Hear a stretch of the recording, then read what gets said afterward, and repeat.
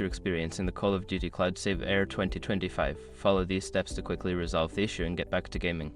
Step 1. Check server status.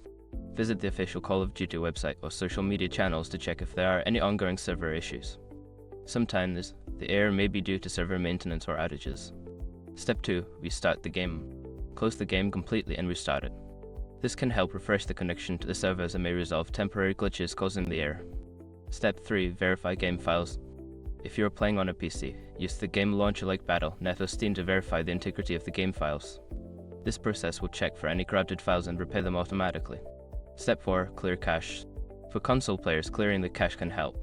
Power off your console, unplug it for a few minutes, then plug it back in and restart. This can help reset any temporary data that may be causing the error. Step 5. Relink your account. If the issue persists, try unlinking and then relinking your gaming account to your Activision account. This can refresh the connection and resolve any account-related issues that might be causing the error. By following these steps, you should be able to fix the cloud save error and continue enjoying your game. If the problem continues, consider reaching out to customer support for further assistance.